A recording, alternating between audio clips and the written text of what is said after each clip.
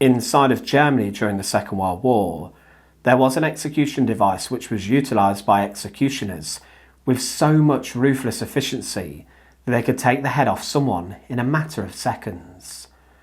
The German guillotine was known as the fallbeil, and thousands of people were dragged under the sharp blade of the falling axe during the Third Reich for their resistance and opposition to the Nazi regime. The Nazis did not discriminate on who they put to death in this manner. Men and women, young and old, were executed on the guillotine, with even a young boy of 17, Helmuth Hubener, losing his head on the device. To resist and offer any form of defiance to the Nazi regime usually resulted in death, even inside of occupied lands, which were seized by the German army and the other armed forces. Many found themselves joining organised resistance groups, and they would risk arrest and capture on a daily basis, but if seized by the Gestapo, they were subjected to torture and then execution.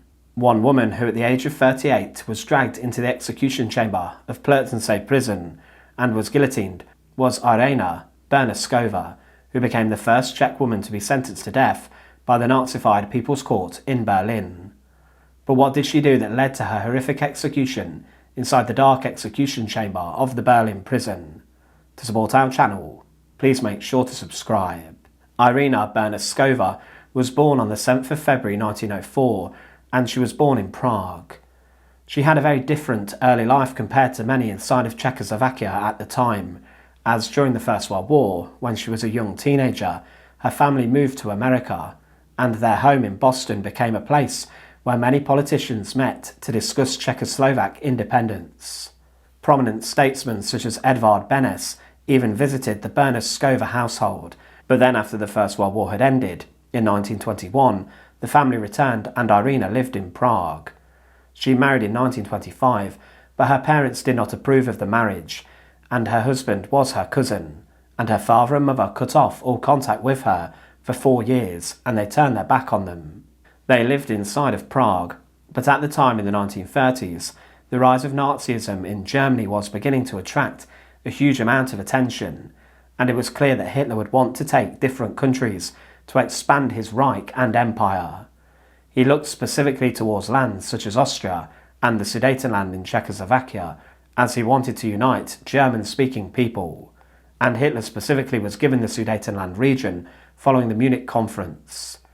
Irena Bernaskova was against this, and she foresaw the chaos that the Nazis would one day bring, and she would work as a Red Cross nurse, and she also helped refugees from the Czech lands, which were now under Nazi and German occupation.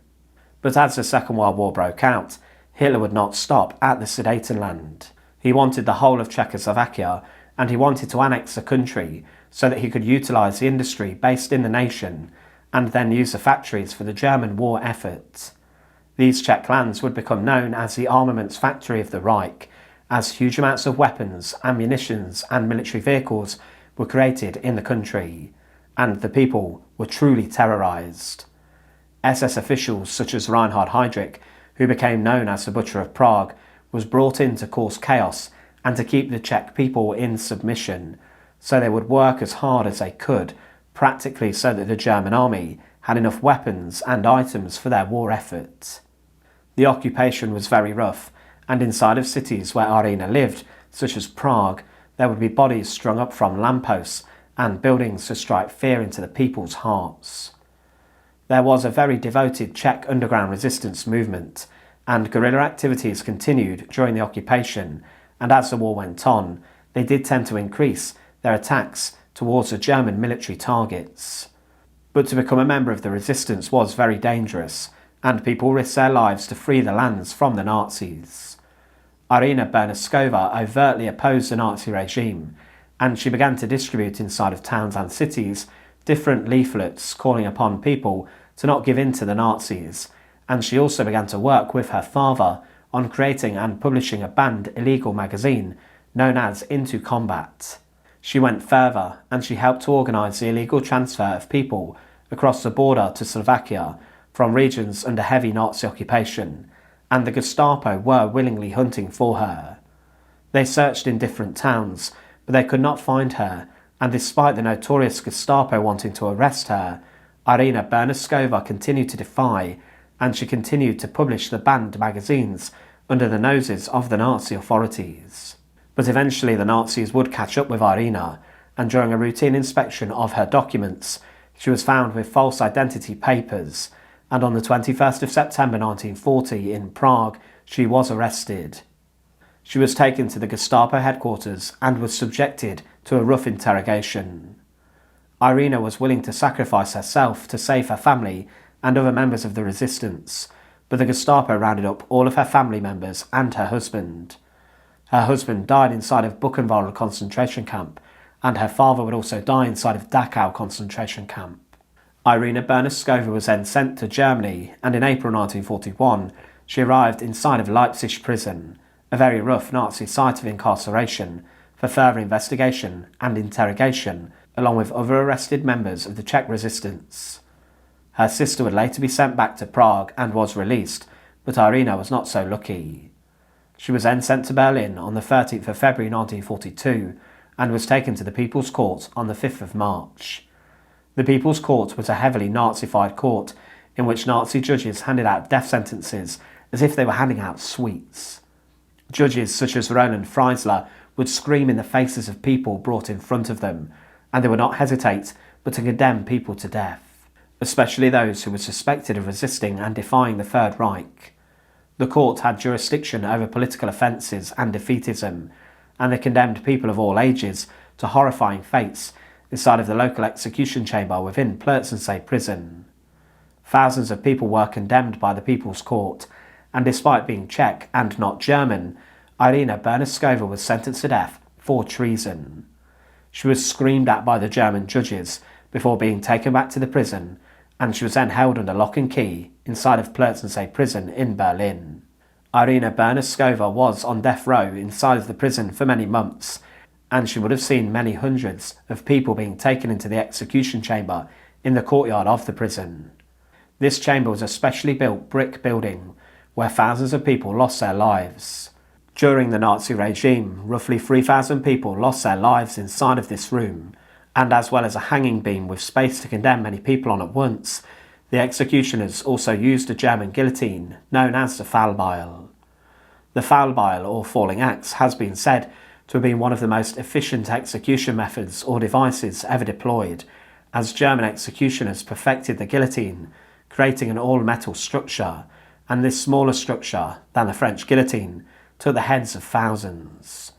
It was known that executioners could take the head off an individual in around 6 seconds from when they first entered the execution chamber, and they ruthlessly dropped the blade upon their necks. Bells tolled throughout the prison whilst executions took place, and the prisoners, such as Irena, knew that someone who opposed the Nazis was being executed, and when the bell stopped, they knew that the person was dead. On the 26th of August 1942, Irena Bernaskova was informed that it was time for her execution, and she was marched swiftly out of the prison cell, out of the prison building, and into the courtyard where the execution chamber stood. Her identity was confirmed swiftly by prison officials, and the doors of the death chamber were then swung open. Inside awaited the executioner, who was stood by his guillotine with his assistant, and they quickly took control of Irena, and she was then strapped to a board, and this was locked into place, with her neck being placed under the guillotine blade. The executioner then checked for a matter of milliseconds as the execution bell tolled all across the prison. Irena took her last few breaths, and the executioner then released a blade, pushing a lever, and it fell at such velocity and speed that the head of the 38-year-old Czech resistor was taken clean off, and this fell into a basket at the foot of the execution device. It's presumed that her remains were then cremated. In the years after the Second World War, Irena Bernaskova was given awards for her resistance and heroism. Despite facing arrest, she continued to encourage others to oppose and defy the Nazis and their regime, and she called upon people inside of her nation to rise up and to not give in. But like so many people during the Second World War, she lost her head and life inside of the brutal execution chamber of Plötzensee Prison. She was the first Czech woman to be executed inside of Germany, and she is remembered alongside other women such as Sophie Scholl for her defiance and fight. But it was ultimately this fight that would lead to the loss of her life, her death sentence imposed by a horrific and oppressive regime. Thanks for watching. To support our channel, please make sure to subscribe, and once again, thank you so much for watching.